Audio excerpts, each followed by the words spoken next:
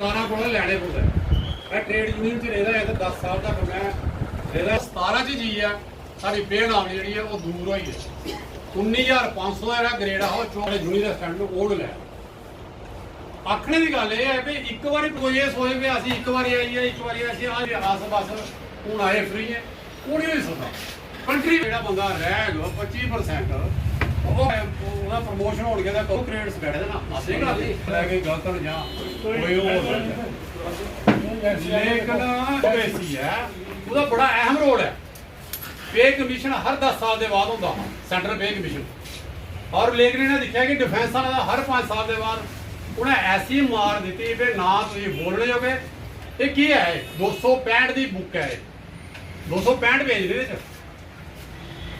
और 265 रुपया ordinary lieutenant और ऑर्डनरी कैप्टन ही 10 साल का कोई 1 रुपये का भी फर्क नहीं ये पहले भी 265 देखो कि बुक आने पे कमीशन अस 7 पे कमीशन दिखे तुस आर्मी लिखा स्पेशल आर्मी सेक्शन निकलती कितनी निकलती है 2-4 पेज की कितने के ग्रेड में ऑफिसर से ले लो तुम सेकंड लेफ्टिनेंट टू ले जाए चीफ ऑफ द आर्मी साहब कितने 8 ही ना बेस के इन्ने रैंक और कितने तो एक सिपाही है ले जाता सूबेदार मेजर या ऑर्डनरी लेफ्टिनेंट तक ला लो 8-10 ये होते 10-10 तो 20 होंगे ना कि पे स्केल दस कहानी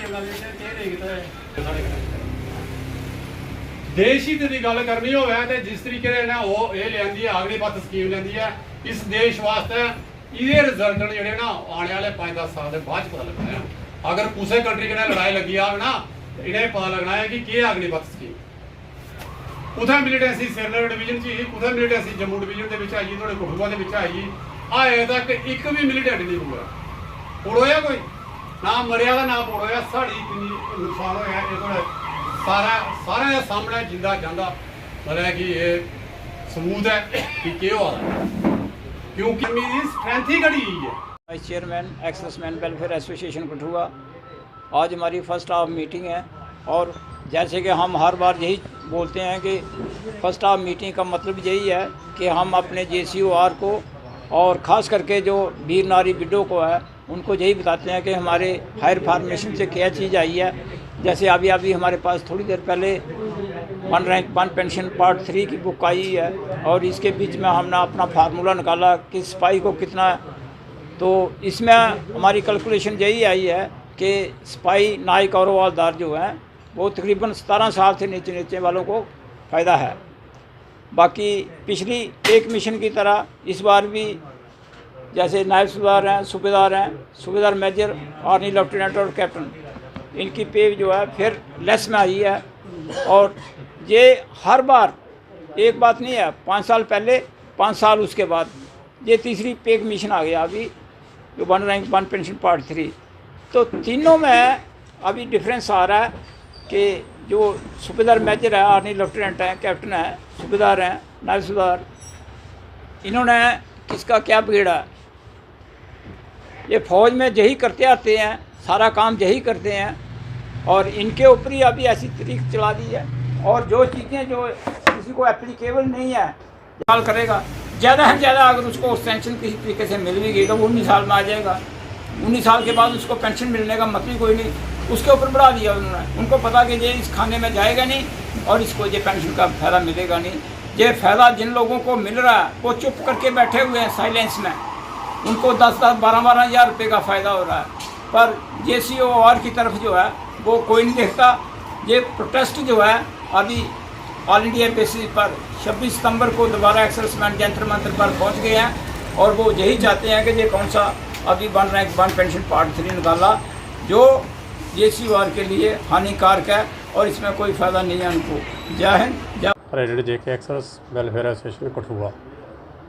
देखिए जैसा कि आप जानते हैं कि हमारे हर महीने 10 तारीख को और 20 तारीख को मीटिंग होती है और इस महीने की ये पहली मीटिंग है और मीटिंग का एक ही मकसद होता है कि जो भी हायर अप से जो हमें जो इन्फॉर्मेशन आती है और जो हमारे वेलफेयर का बात होती है उसकी बात करते हैं। लेकिन आज फिर एक बात मैं कहना चाहता हूँ कि हर बार हम यही कहते हैं कि बड़े दुख के साथ बड़े अफसोस के साथ ये कहना पड़ता है हर इंसान को एक उम्मीद होती है पे कमीशन की कि 5 साल के बाद निकलेगा 10 साल के बाद में आज तक इस देश को आज़ाद होने के बाद में 7 पे कमीशन निकले हैं और 7 पे पूरे पे कमीशन को आप उठा करके देख लीजिए, पीएन से लेके और चीफ सेक्रेटरी तक कोई भी ऐसे कैटेगरी नहीं है जिसको कोई बेनिफिट नहीं हुआ होगा। लेकिन बड़े दुख के साथ कहना पड़ता है कि जब से ये OROP इन्होंने बनाई हुई है, हम तो अभी इसको ये कहेंगे, पहले ये 1 रैंक 1 पेंशन का जो इन्होंने डेजिग्नेशन दिया हुआ है, लेकिन ये जो अब तीसरी बार ये OROP निकली है, तो इससे ये लगता है कि ऑफिसर रैंक ऑफिसर पेंशन है ये। क्योंकि इसमें अगर देखा जाए, इसको पूरा एनालिसिस किया जाए, इसकी स्टडी किया जाए, तो जितना भी बेनिफिट है सिर्फ आर्मी ऑफिसर्स को दिया गया है।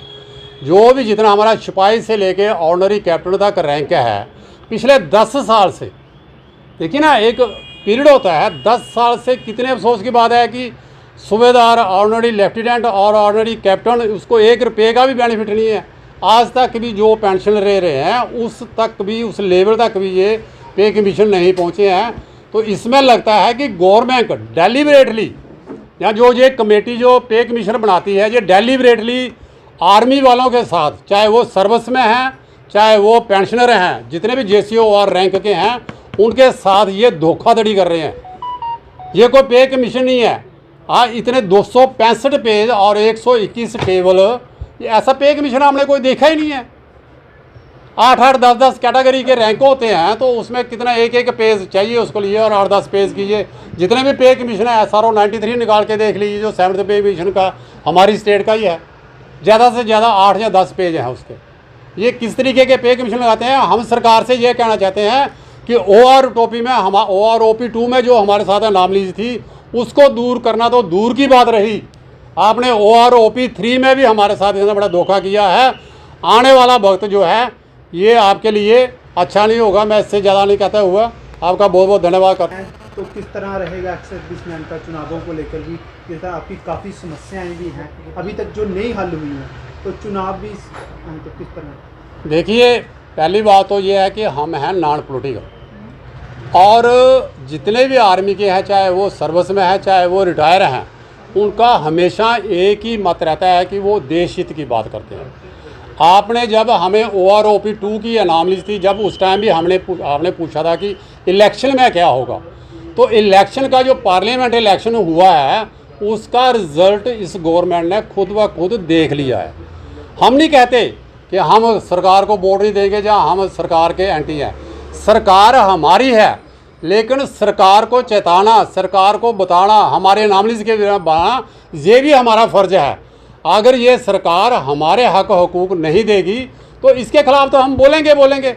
इलेक्शन जो है वो एक अलग मैटर है, वो पब्लिक देखेगी, और जो वो देखेंगे। माता की चेयरमैन वेलफेयर एसोसिएशन कठुआ, बड़ी विस्तारता के साथ, विनम्रता के साथ, हम धरती पुत्र हैं, माँ भारती के बोल रहे हैं।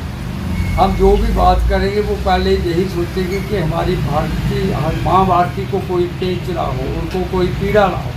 हमारी एक ही सोच रहती है। लेकिन हमारे साथ जो बर्ताव, जो सलूक किए जाते हैं, मैं कहता हूँ निंदनीय है। बड़ा दुख होता है। ये 3rd पे कमीशन जो निकला है, तो वाइस चेयरमैन साहब, प्रेसिडेंट साहब ने सब पढ़कर बताया सभी को। बड़ा दुख होता है कि जब हमारी बात आती है, तो मैं कहता हूँ सभी लोग सो जाते हैं। जिन्होंने इस देश के लिए, माँ भारती के लिए प्राण न्यौछावर किए हैं, दिन रात नहीं देखा है। उनका एक ही ध्येय था, एक ही सोच थी कि मेरी माँ भारती के अंचल को कोई हाथ नहीं लगा पाया। लेकिन आज उनकी जब दुर्दशा देखते हैं, जब कोई फायदे की बात होती है, तो उनको एक 0 लाइन के ऊपर रखा जाता है। बड़ा दुख है, बहुत कष्ट होता है। ये कोई अच्छी बात नहीं है।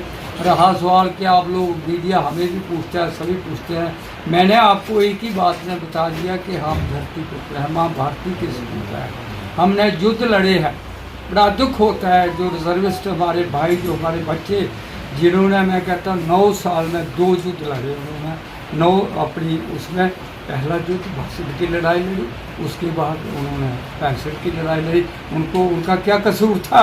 कोई कसूर नहीं था, क्योंकि उन भोले भाले लोगों को उनके साथ छल किया गया, कब्ज किया गया, उनको घर भेजा गया। आज मात्र उनकी जो पेंशन है वो कितनी है? 9,000। 9,000। था तो अटेंड करें कि 1,60,16,000 यार एक मजदूर भी है। मैं कहता हूँ बड़े this is a shame for the government that I would like to the media person, ये अच्छा नहीं है।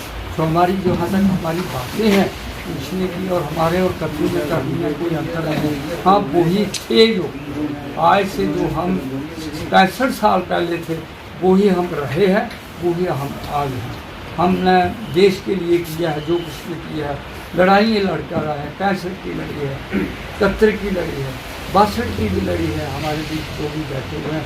लेकिन जब इसकी का जब कोई उत्थान की बात आती है, जब कोई बेहतरी की बात आती है, जब कोई बेहतरी होती है तो उसके लिए हमें वंचित किया जाता है, एक्सेस प्लान को वंचित किया जाता है। और जो अभी भी वो उनकी सोच क्या है, एक विडम्बना तो है, एक ही विडम्बना मैं सोचता हूँ कि उनके विषय में कौन आदि लोग बीते हुए होते हैं जिनको ये पता नहीं है कि इन लोगों ने अपने देश के प्रति, माँ भारती के प्रति क्या किया हुआ है।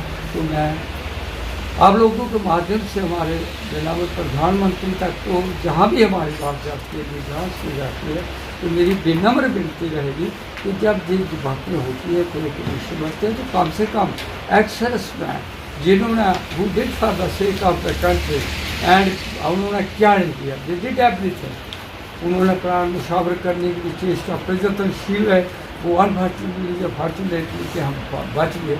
लेकिन ये हमारा यही एक प्रार्थना है हमारे प्रधानमंत्री को, आप लोगों के माध्यम से हमारे लीडरान को, हमारे जो यहाँ पर एमपी हैं जो बैठे हुए एक अच्छे, मैं कहता हूँ आधुनिक जगह पर बैठे हुए, क्या हमारी बात उन तक नहीं पहुँचती है? अगर नहीं पहुँचे, उनको नहीं पता है कि क्या है। हम 4200 हाँ तो 4200 के साथ जोड़ो ना आप, मतलब 20, 25, 30 हज़ार तो हम कटूँगा 40-50 हज़ार साढ़े को के थैंक्स के रिलेटर वो मैं कहता हूँ हज़ारों में बैठे हुए हैं। लेकिन हमारी सोच बस एक ही है कि हम देश के साथ, हम धरती पुत्र हैं, देश के साथ जुड़े हैं। जो कुछ भी मिल रहा है वो हम उसको एक निमित्त समझते हैं।